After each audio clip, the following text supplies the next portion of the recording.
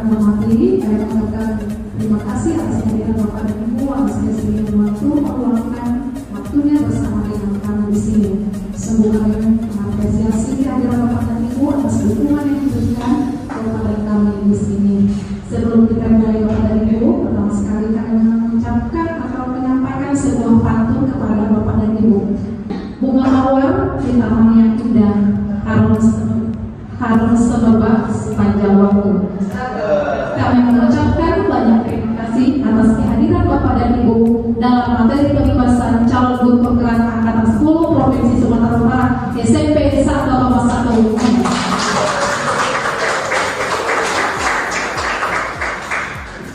Kami di sini Bapak dan Ibu akan menjelaskan materi dari modul 1.4 guru penggerak dengan judul modul budaya positif. Kami yakin dan percaya sungguh Bapak dan Ibu sudah sangat banyak melakukan hal ini di kelas masing-masing. Tapi kami juga perlu masukan dari Bapak dan Ibu bagaimana akhirnya budaya positif ini menjadi sebuah kebiasaan baik untuk kita, terutama dari Bapak Ibu guru yang sudah senior. Jadi mohon kerjasama dengan Bapak dan Ibu, berilah kami masukan, berilah kami garam yang sudah banyak dimiliki, supaya kita sama-sama menjalankan garam yang ada dan kita miliki untuk adik kita yang dititipkan oleh orang tua kepada kita. Selanjutnya Bapak dan Ibu, kami akan melanjutkan kegiatan kita ini dengan perkenalan. Bapak dan Ibu, kami di sini calon guru penggerak angkatan 10 Provinsi Sumatera Utara SMP ada 7 orang. Saya sebagai operator, saya dalam Desrek dan SPD. Saya Felix Johannes Siregar. Saya Nia Detentis Payu. Saya Nia Fitri Putadanya. Saya Sri Maria Magdalena. Saya Novalia Rosana Evalina Zuhia. Saya Kristi Purutaria. Bapak dan Ibu, kami nantikan secara bergantian memaparkan materi. Dan terpujilah buah tubuhmu Yesus. Santa Maria Bunda Allah, doakanlah kami yang berdosa ini sekarang dan waktu kami mati. Aku ini hamba Tuhan, terjadilah padaku menurut perkataanmu. Salam Maria, penuh rahmat, Tuhan sertamu. Terpujilah engkau di antara wanita, dan terpujilah buah tubuhmu Yesus. Santa Maria Bunda Allah, doakanlah kami yang berdosa ini sekarang dan waktu kami mati. Amin. Sabda sudah menjadi daging dan tinggal di antara kita. Salam Maria, penuh rahmat, Tuhan sertamu. Terpujilah engkau di antara wanita, dan terpujilah buah tubuhmu Yesus. Santa Maria Bunda Allah, doakanlah kami yang berdosa ini sekarang dan waktu kami mati. Amin. Doakanlah kami ya Santa Bunda Allah, supaya kami dapat menikmati janji Kristus. Marilah berdoa. Ya Allah, karena kabar malaikat kami mengetahui bahwa Yesus Kristus Putramu menjadi manusia. Curahkanlah rahmat-Mu ke dalam hati kami, supaya dengan sengsara dan salibnya kami dibawa kepada kebangkitan yang mulia, sebab Dialah Tuhan pengantara kami. Amin. Dalam nama Bapa dan Putra dan Roh Kudus. Amin. Oke Bapak dan Ibu, sebelum kita lanjut, ini ada sedikit ice breaking katanya anak sekarang. Saya dulu SMP tidak ada ini. Entah apa dulu namanya. Yang ada hukuman aja begitu. Oke Bapak, sekarang kita berdiri sebentar. Kira-kira 1 jam, bukan 2 menit. Bapak dan Kita Ibu, akan penyelenggara.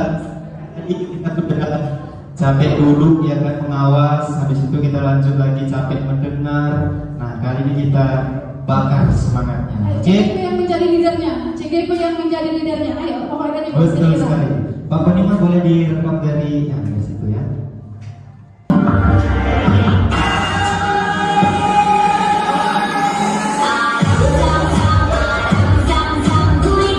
Guli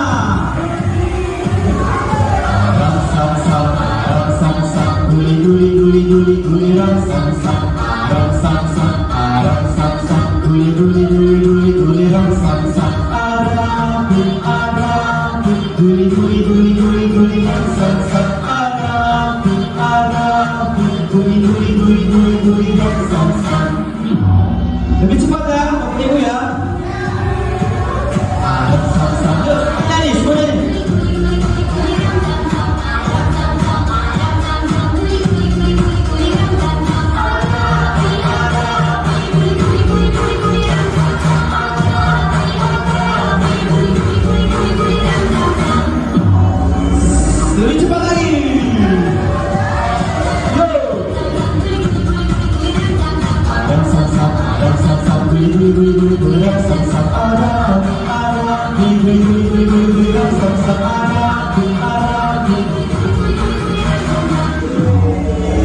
lebih cepat lagi ya, lebih cepat lagi ya.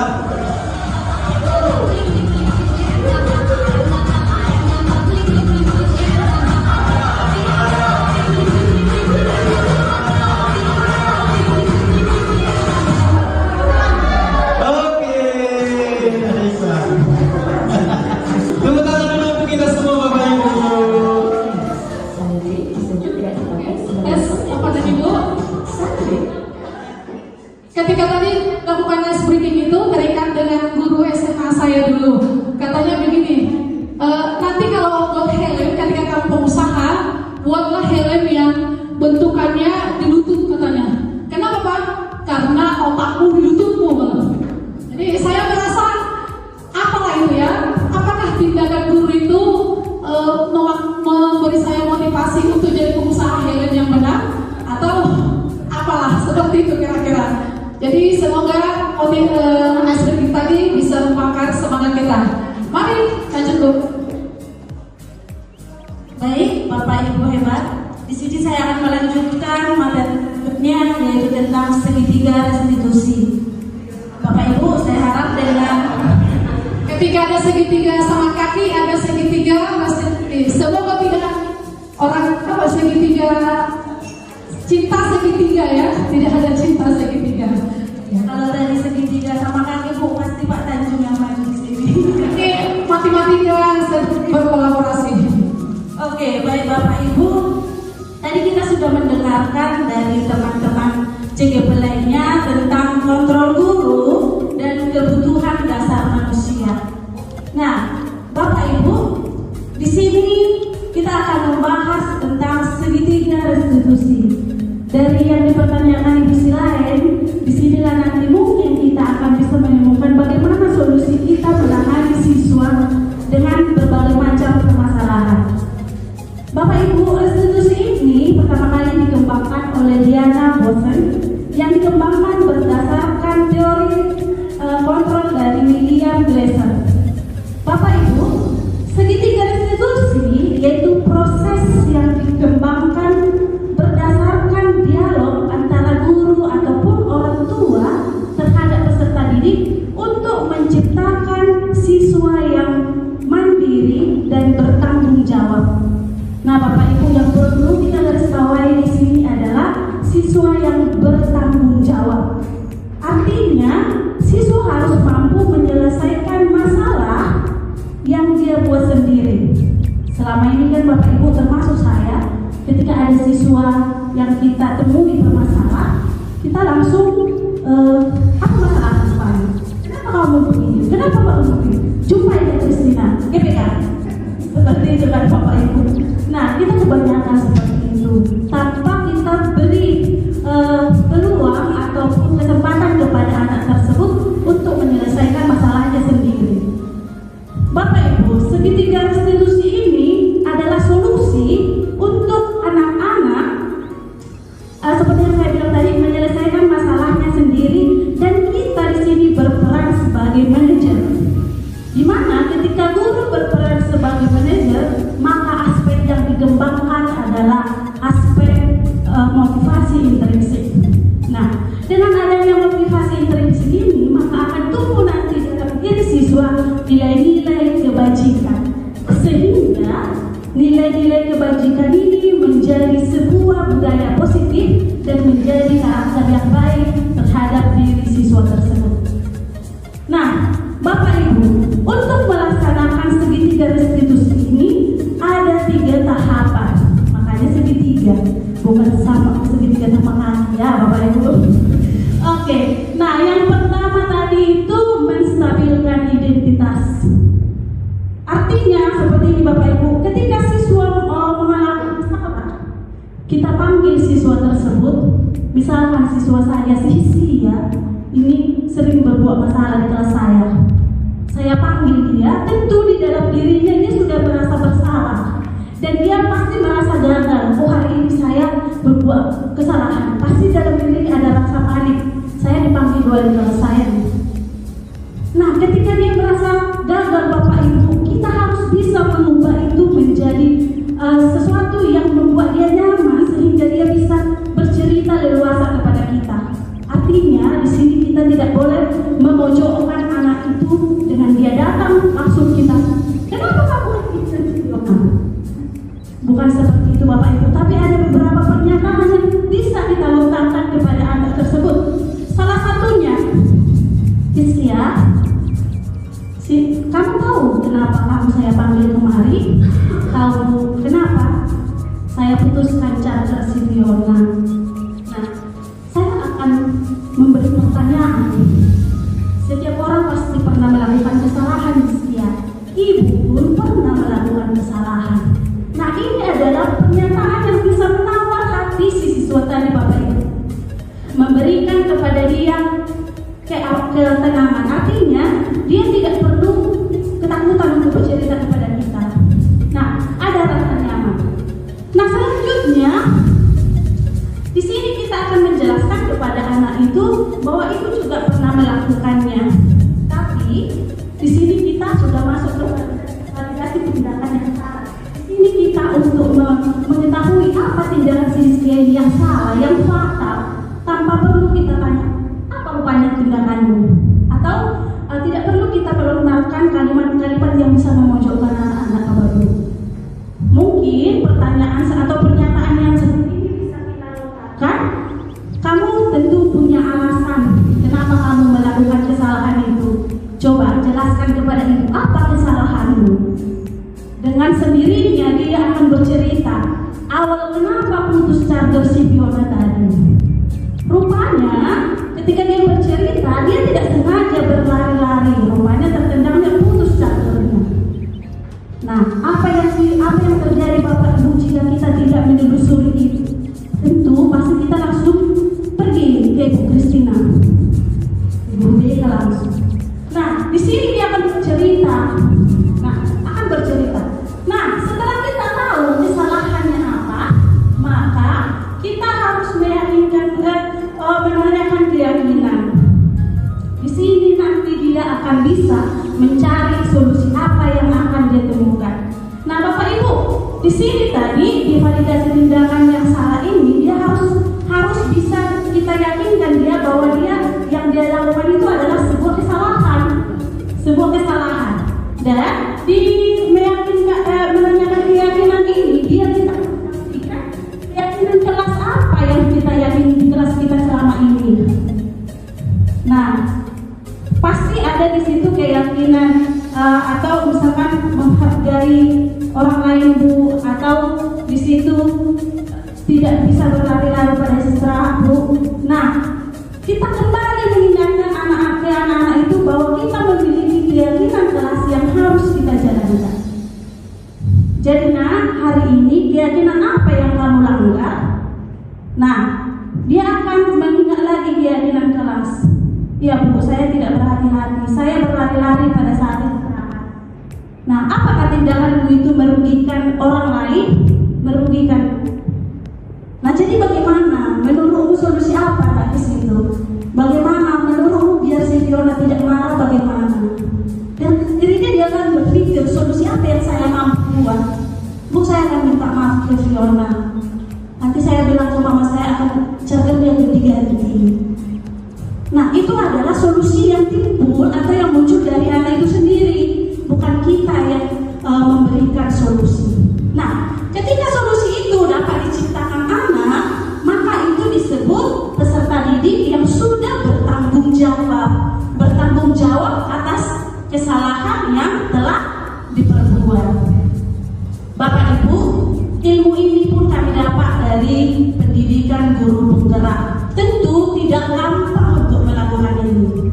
Kami pun bahkan kami sudah menjalani ini, atau bahkan kami sudah mempelajari ini belum 100% kami terapkan. Tapi sedikit demi sedikit mungkin nanti akan bisa kami laksanakan di sekolah ini. Tidak gampang Bapak Ibu. Kadang mengontrol emosi kita itu tidak semudah yang kita pelajari ini. Butuh proses. Nah, tapi proses itu pasti akan menjadi utuh nanti jika kita melaksanakannya bersama-sama. Bapak Ibu, daripada teori-teori yang saya sampaikan, di sini kami akan mempraktekkan bagaimana penerapan segitiga restitusi dengan kasus sebagai berikut.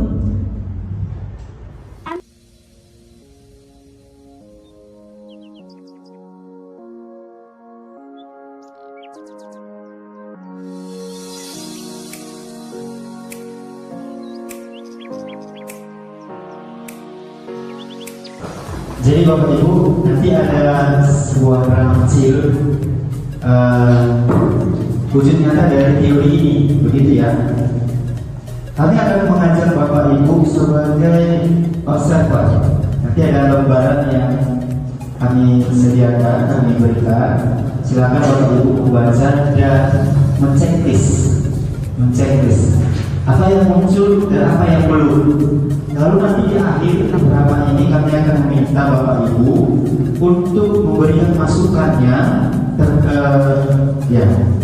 terkait dengan observasi ini. Boleh ya Bapak Ibu ya, kami unsur saja tiga orang. Ya, Bapak Ibu bersedia ya? Bersedia Bapak Ibu? Bersedia. Baik, terima kasih. Artis sudah mulai masuk. Oh yang merah, ngapain kau?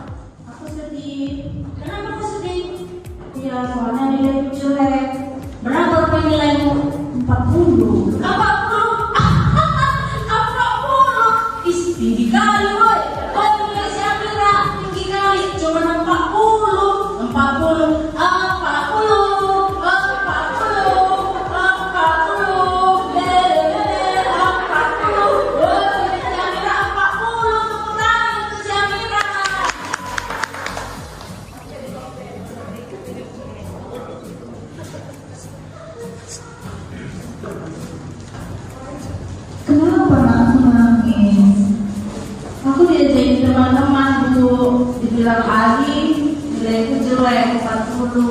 Diajarnya teman-teman untuk mengejar aku. Oh, ya udah jangan bersedia nak ya. Ibu akan panggil Adi nanti sepulang sekolah ya.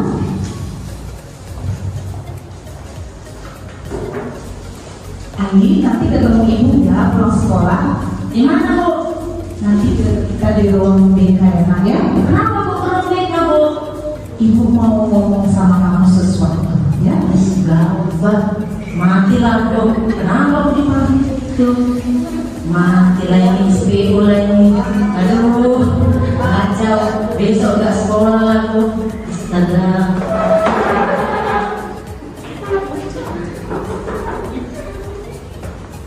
Masuk lagi. Bu, ya Bu. Sehat lagi. Sehat Bu. Bagaimana hari ini belajarnya? Senang Bu. Nilaiku lebih tinggi dari kawan-kawanku. Wah, bagus sekali. Pelajaran apa ini nak? Matematika Bu. Wah, ibu pasti bangga itu ya. Kamu pasti senang sekali mendapat nilai yang bagus. Mana Bu? Iya. Ali, kamu tahu kamu melakukan apa hari ini? Kayaknya gara-gara ngejek si Amira ya Bu ya. Nah, karena ibu di sini, ibu tidak mau mencari-cari kesalahan.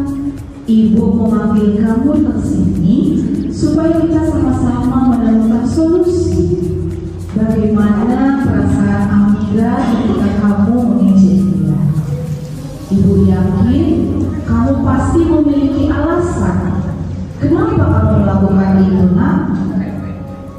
Nggak ada sih Bu, usil aja karena si Amira kan pendiam Bu, jadi enak aja usilin dia, ngecek-ngecek dia Bu. Lagi kawan-kawan tuh senang kok Bu, cari kan tepuk tangan di kelas. Coba menurut kamu lagi, nak, kalau kamu berada di posisi Amira, bagaimana perasaan kamu? Sama juga sih Bu, kayak si Amira pasti sedih, nangis, ngadu sama orang tua pasti.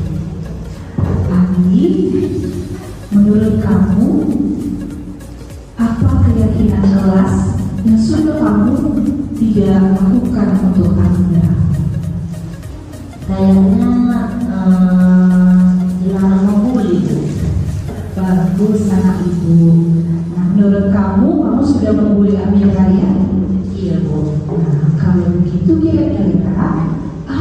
solusinya dari kesalahan yang sudah diperbuat? Nanti aku minta maaf lah Bu sama Amira, baru nyuruh kawan-kawan supaya minta maaf juga sama Amira karena udah ngejeli dia karena nilainya rendah Bu. Ih, bagus sekali tuh. Kamu mau koordinasi teman-teman juga untuk minta maaf. Bagus sekali anak ibu. Keren sekali anak ibu. Kalau begitu, besok kita sama-sama minta maaf ya sama Amira ya Kak ya. Oh ya, waktu pertemuan wali kelas besok kita sama-sama sama Amira. Bisa nak? Bisa Bu. Tapi saya nggak di SPO kan Bu? Enggak lah, kamu kan sudah melakukan yang terbaik. Apalagi sudah mendapatkan ujian yang baik juga. Oke? Oke Bu. Besok pertemuan wali kelas kita ketemu ya. Oke Bu, makasih Bu. Sama-sama Ali.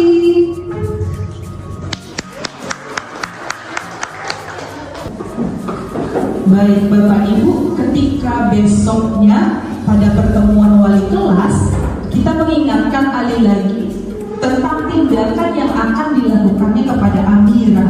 Artinya kita sebagai wali kelas tidak menghilangkan pendampingan kita sampai kita meyakini bahwa Amira juga perasaannya di situ tidak bersedih lagi. Seperti itu. Jadi ini reka adegan ketika di pertemuan wali kelas. Baik, selamat pagi anak-anak. Selamat pagi Bu. Wah, Ibu lihat di sini semua hadir. Sehat semuanya nak? Sehat Bu. Nah, siapa semalam nilai ujian matematikanya lulus? Wah, bagus sekali. Yang belum lulus berapa orang? Wah, Amira belum lulus. Baik, anak-anak ibu yakin kehidupan itu kadang kita di atas, kadang kita di bawah. Sekarang nilai kamu ujiannya bagus, tapi bisa saja di hari berikutnya ujian kamu juga berada di posisi yang sama dengan Amira. Nah, menurut kamu, apakah yang kamu lakukan itu baik? Nah, oleh karena itu hari ini Ali mau melakukan sesuatu. Coba mana Ali anak ibu? Iya Bu. Ali, coba apa yang ingin kamu sampaikan? Semalam kamu sudah mengatakan keyakinan kelas yang kamu tidak lakukan. Boleh dilakukan sekarang nak? Boleh Bu. Amira.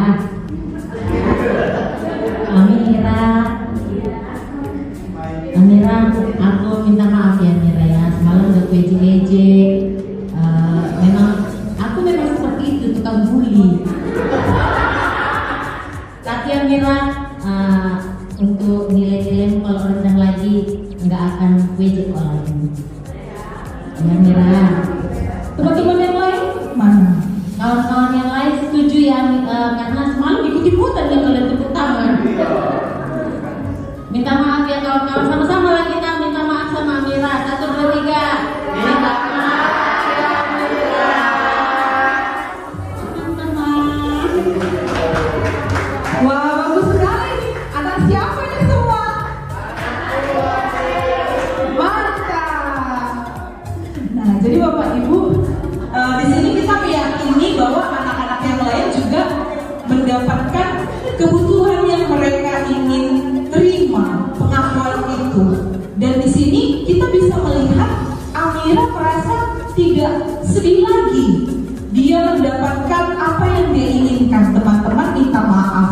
Dan semoga ketika kita melakukan segitiga restitusi itu, budaya positif di kelas kita terwujud.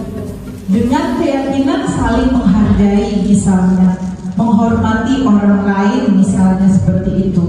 Dan itu solusi ditemukan oleh anak itu sendiri.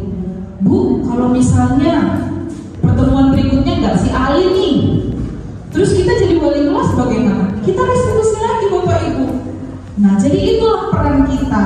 Jadi kita tidak hanya sekedar mengajar, tapi kita menjadi seorang manajer. Sekian Bapak Ibu. Oke Bapak Ibu, tadi ada boleh maju. Mari Bu, untuk menyampaikan apa yang telah diamati dari reka adegan yang sangat singkat, padat, dan jelas. Baik, terima kasih Pak. Tadi Bapak Ibu calon guru penggerak sudah mempraktikkan tentang segitiga restitusi tadi.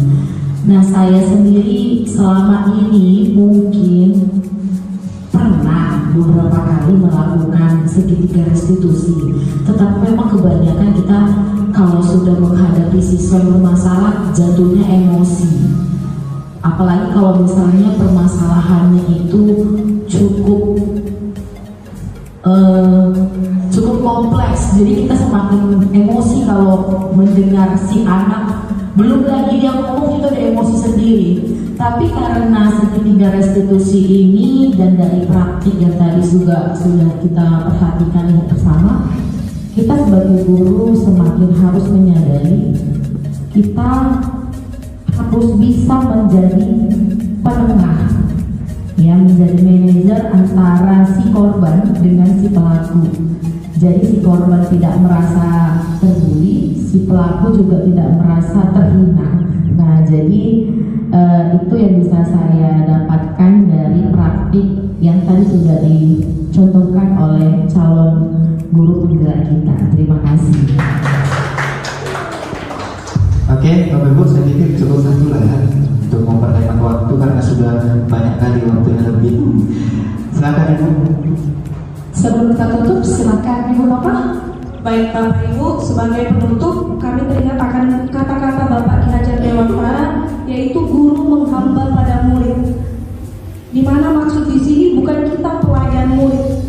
Menghamba di sini maksudnya kita mau meluangkan waktu, memberi hati, memberi tenaga yang lebih untuk membuat lingkungan yang positif, menciptakan murid yang memiliki motivasi internal. Jadi bukan pelayan, tapi bisa memberikan waktu, meluangkan diri dan memberikan diri kepada murid. Sekian. Terima kasih Bu Bapak. Kami juga akhirnya menyadari Bapak dan Ibu juga sudah menghamba kepada kami karena telah memberikan waktu, perhatian, dan hal-hal yang lain yang dapat mendukung kegiatan kami ini. Semoga Bapak dan Ibu proses pendidikan kami berjalan dengan baik, dan mohon jangan bosan-bosannya ketika kami mengganggu waktu Bapak dan Ibu. Mungkin atau kemungkinan besar sampai bulan Oktober ya. Semoga kami cepat selesai pendidikan sehingga waktu Bapak dan Ibu tidak kami ganggu lagi. Kita tutup pertemuan kita ini Bapak dan Ibu dengan sebuah pantun kembali. Jalan-jalan ke kota Medan, makan soto sambil bersantai. Terima kasih atas dukungan Bapak dan Ibu hebat, atas kerjasamanya. Semoga memberi arti. Terima kasih.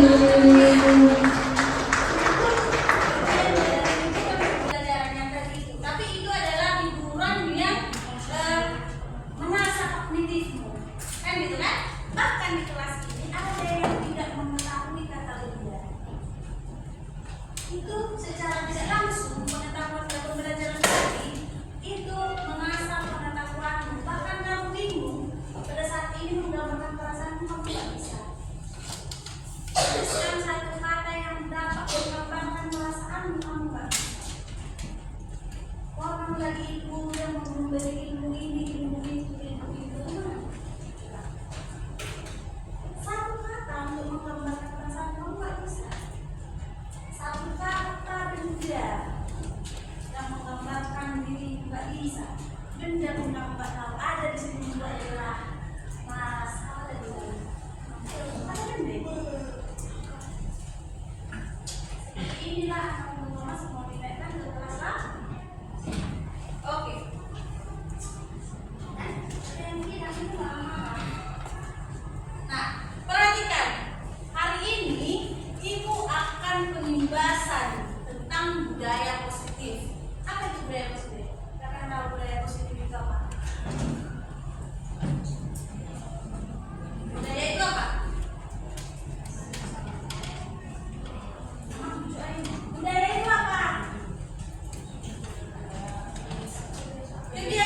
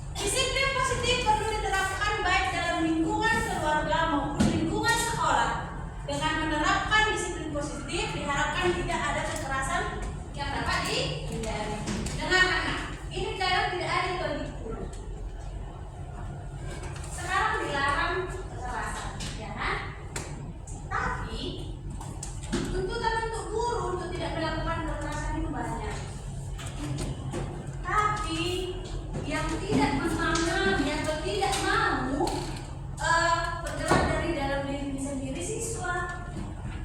Perhatikan definisinya. Disiplin positif perlu diterapkan baik dalam lingkungan keluarga maupun sekolah. Lingkungan sekolah dengan menerapkan disiplin positif diharapkan tidak ada kekerasan dan dapat dihindari. Suatu pendekatan untuk menerapkan disiplin dari dalam diri anak tanpa hukuman dan hadiah. Jadi disiplin positif ini tidak harus ada hadiah baru kamu jalankan, ya kan? Jadi kamu datang ke sekolah harus tepat waktu. Apa itu aku nggak mau tepat waktu ke sekolah. Tapi kalau dikasih hadiah bagus, aku mau tepat waktu. Itu salah, Nak. Karena sekarang kalau kamu mendalam datang ke sekolah, gimana kamu? Masih belum, kamu?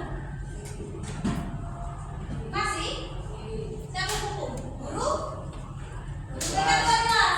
Kelas. Gimana seperti apa, Nak? Suruh ngaji. Suruh? Ngaji.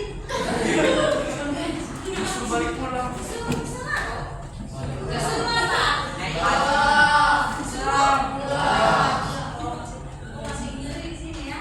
Nah, dengarkan, itu adalah hukuman kalau zaman ibu kalau telat itu memang disuruh pulang. Kalau kalian dulu pulang disuruh balik kelasnya sampai pulang sekolah dulu. Jadi kita sama sekali nggak belajar. Nah itu adalah bentuk hukuman. Di mana di kurikulum merdeka itu tidak berlaku lagi hukuman seperti itu. Maka, nah dengan itu dengan tidak adanya hukuman. Saatnya jam ke-6 dimulai. Dengan tidak adanya It's time to begin the 6th lesson. diharapkan peserta didik juga memahami dan mau melaksanakan. Karena menurut saya sekarang ini mental anak-anak Gen Z atau Gen Z? Oke, nah, ibu rasa mental anak pada saat ini tidak harus sempurna di dalam melaksanakan, supaya bisa berbuat sedemikian rupa. Nah itu adalah definisi dari disiplin positif. Nah, ini adalah motivasi perilaku manusia. Perhatikan. Di sini katanya si Diana Gosen dalam bukunya Restructuring School Discipline menyatakan ada 3 motivasi perilaku manusia. Yang pertama, untuk menghindari ketidaknyamanan atau hukuman. Yang kedua, untuk mendapatkan imbalan atau penghargaan dari orang lain. Yang ketiga, untuk menjadi orang yang mereka inginkan dan menghargai diri sendiri dengan nilai yang mereka percaya. Siapa berada di poin 1? Tangan.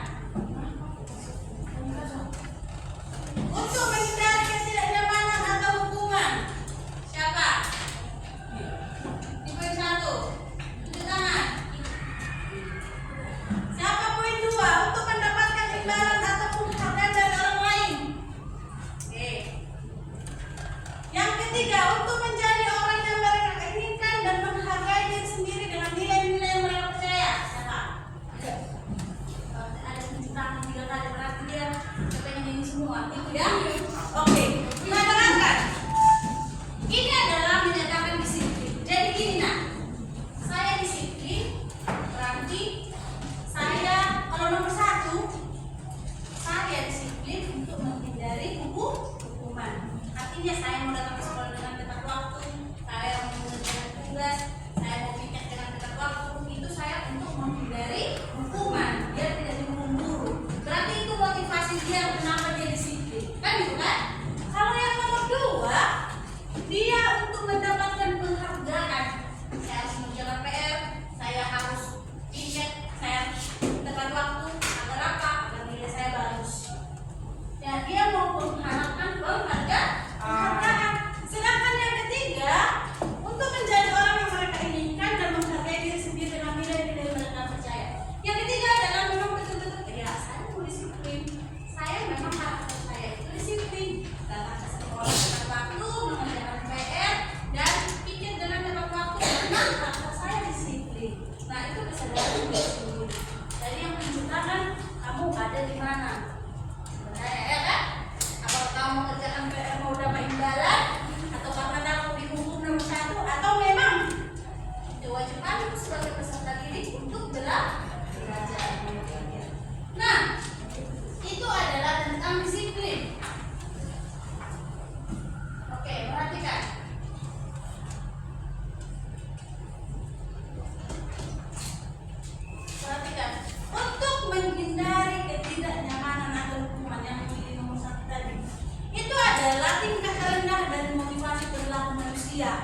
Biasanya orang yang memotivasi perilakunya untuk menghindari hukuman atau ketidaknyamanan akan bertanya apa yang akan terjadi apabila saya tidak melakukannya.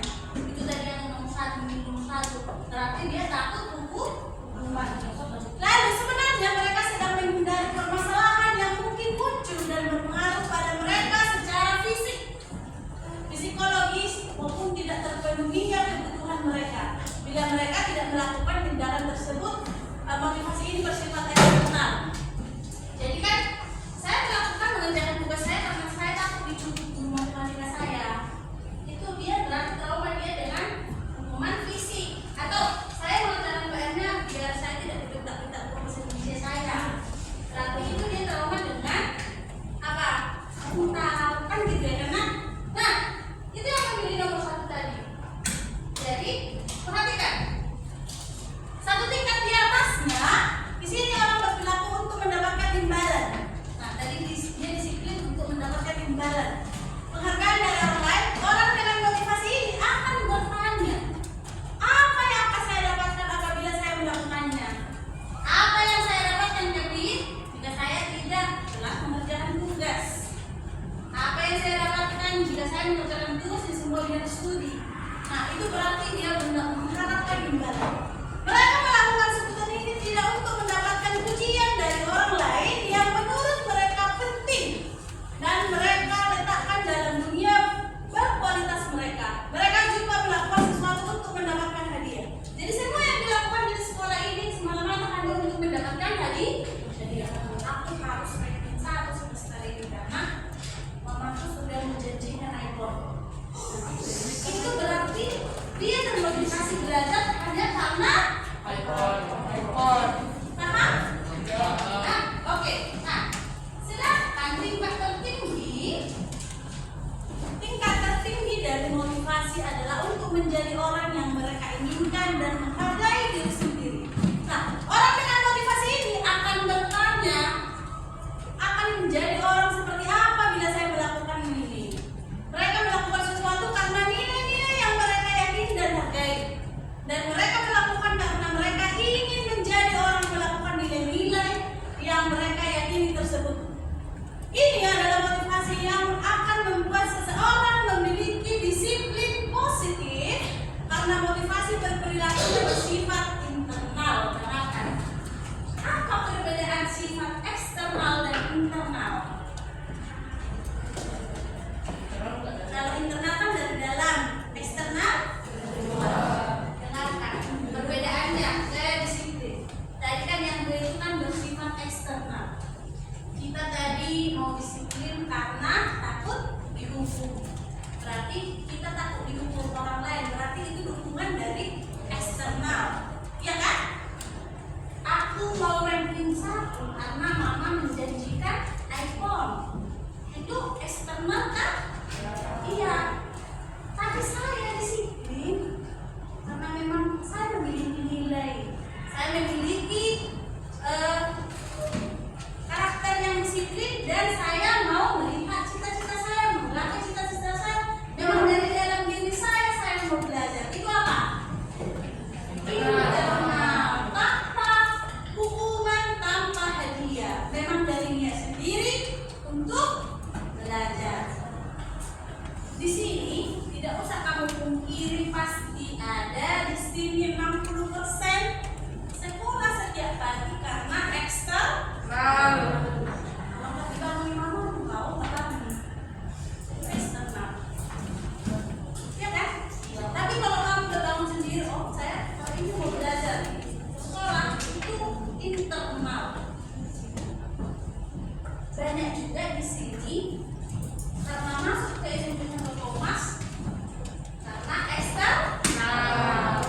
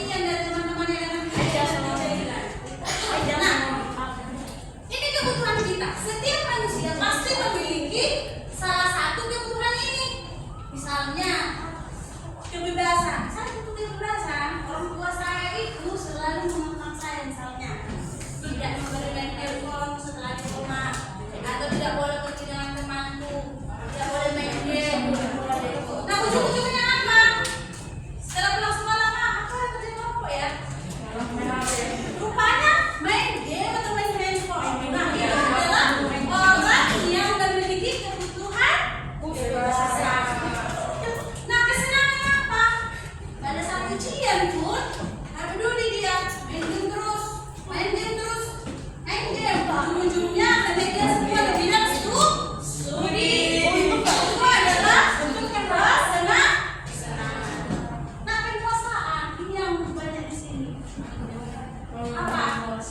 Penguasaan yang merasa sojak. Sudah berasa lagi dia jiwa premannya Surasa.